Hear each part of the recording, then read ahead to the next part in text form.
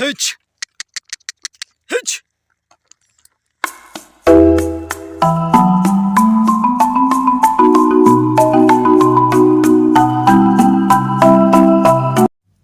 سلامونه نیکې احترامات ملګرو بدرېمن یم امید نن ټول به حشاش بشاش جناب نن یو ځل بیا راغلي یو ډېر ښایسته خوندور شان لوکیشن دی بیک ګراونډ کې تاسو هم کتلی شئ او ټول سیندري سیندري دی او د ژمي مازدیګر دی تاسو کتلی شئ نور سکون دی په پریوتو دی او دې انډ ډېر ښایسته خوندور شان ویو دی او دا ځوانان هم وو راسره او دوی ویلي چې لږ شاټ غوندې څو ټریپ وویو ژمي مازدیګر دی دې نه خوندونه ولو د پاسه تاسو مخامخ سترګه ګورئ او ډېر ښایسته خوندور شان ویو هم راسي او جناب نن راغلي یو غره ته او نور لوکیشنونه به تاسو ته هم ښیو نو جناب موږ سره اوسئ.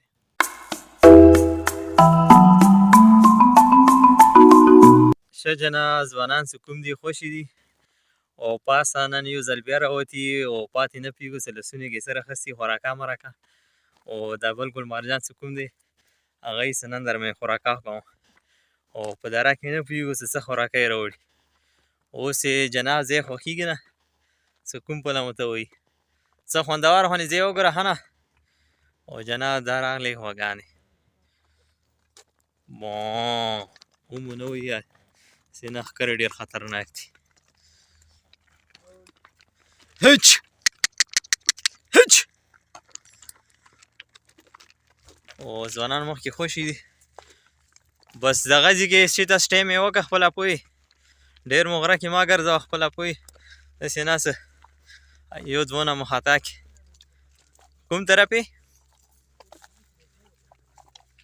لرګي راټولوه که نه ښه نه او که نه ځوانه لرګي راټولوه سره سي ایک ټکټ میں دو مزې شي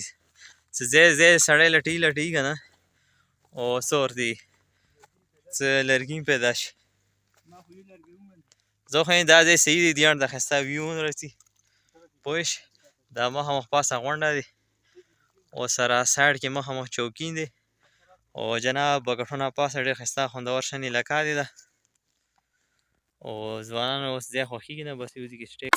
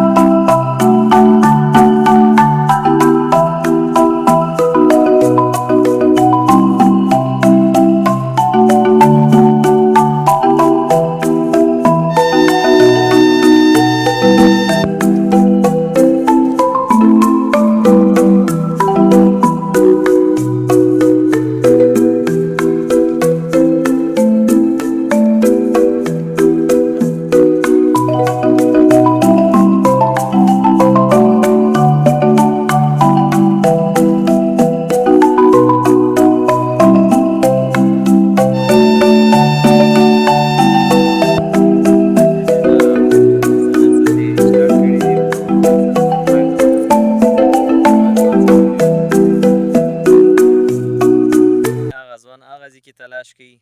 چې د لرګي مرګي پیدا کړي دا ځوان دې کې تلاش کوي او موږ هم په تلاش کې یو چې د لرګي مرګي پیدا کړو که نه او چې لرګي پیدا شي نسکره وشي نو بیا خوراکه مرکه چې کوم دی یو بیل شی خوند شان مزه وي.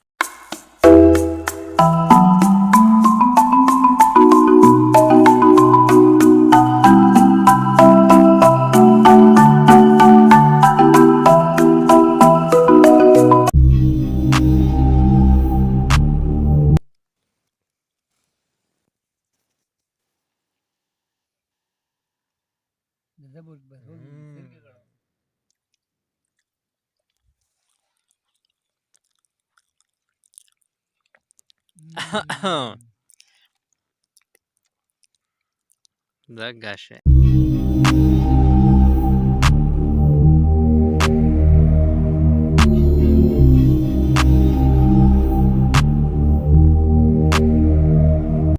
ښه جناب کیسه چې کومه پای ته ورسېده داسې کتلی شئ د چلکې ملکې د سکرمره پای ته ورسېدو